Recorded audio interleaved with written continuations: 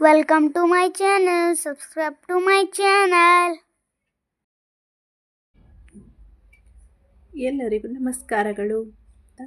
ಕನ್ನಡ ವರ್ಣಮಾಲೆಯ ಮೂಲಕ ಕನ್ನಡವನ್ನು ಕಲಿಯೋಕೆ ಪ್ರಾರಂಭ ಮಾಡೋಣ.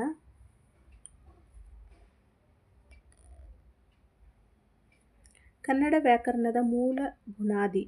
ಕನ್ನಡವನ್ನು ತಿಳಿಬೇಕಾದ್ರೆ, ಕನ್ನಡ ವ್ಯಾಕರಣವನ್ನು ತಿಳಿಬೇಕಾದ್ರೆ ಮೂಲ ಬುನಾದಿ ಅಂತ ಹೇಳ್ತಕ್ಕಂಥ ಕನ್ನಡ ವರ್ಣಮಾಲೆಯಿಂದ ಪ್ರಾರಂಭ ಮಾಡಿ ಕಲಿಯೋಣ.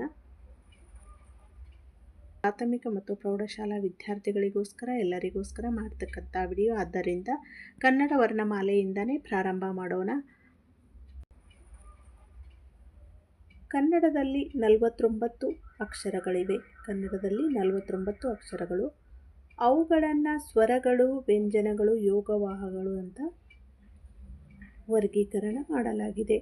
ಕನ್ನಡದಲ್ಲಿ 49 ಅಕ್ಷರಗಳನ್ನು ಸ್ವರಗಳು, ವ್ಯಂಜನಗಳು, ಯೋಗವಾಹಗಳು. ಸ್ವರಗಳು 13 ಇದ್ದರೆ ವ್ಯಂಜನಗಳು 34, ಯೋಗವಾಹಗಳು 2. ಈ ಸ್ವರಗಳಲ್ಲಿ ಮತ್ತು 3 ವಿಭಾಗಗಳನ್ನು ಮಾಡ್ತಾರೆ. ಅದರಲ್ಲಿ ಋಸ್ವಸ್ವರ, ದೀರ್ಘಸ್ವರ, ಪ್ಲುತಸ್ವರ ಎಂದು. ಈ ಋಸ್ವಸ್ವರದಲ್ಲಿ 6, ದೀರ್ಘಸ್ವರದಲ್ಲಿ 7.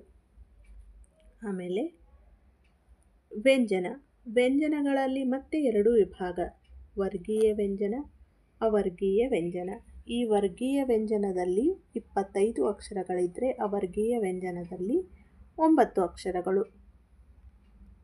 ಈ ವರ್ಗೀಯ ವ್ಯಂಜನವನ್ನು ಮತ್ತೆ ಅಲ್ಪಪ್ರಾಣ, ಮಹಾಪ್ರಾಣ, ಅನುನಾಸಿಕ ಅಂತ ವರ್ಗೀಕರಣ ಮಾಡಲಾಗಿದೆ. ಅಲ್ಪಪ್ರಾಣದಲ್ಲಿ 10 ಅಕ್ಷರಗಳು, ಮಹಾಪ್ರಾಣದಲ್ಲಿ 10, ಅನುನಾಸಿಕದಲ್ಲಿ 5 ಅಕ್ಷರಗಳು. ಯೋಗವಾಹಗಳು. ಈ ಯೋಗವಾಹಗಳಲ್ಲಿ 2 ವಿಧಗಳು: ಅನುಸ್ವಾರ ಮತ್ತು ವಿಸರ್ಗ.